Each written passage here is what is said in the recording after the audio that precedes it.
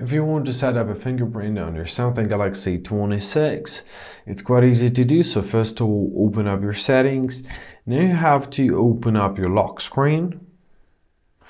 And let's find our screen lock and biometrics. Now enter your current PIN, press continue, choose your fingerprints, press continue. So now we have to move your finger around the sensor. The sensor is located on the right side of our phone. Looks like this, right?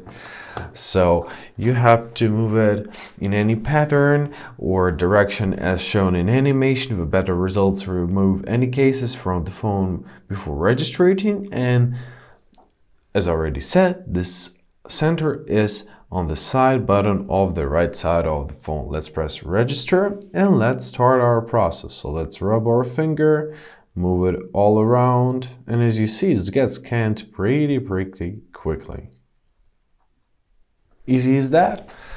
You can add up another fingerprint, or you can simply press done and try and unlock your phone with your new fingerprint. Let's do this again.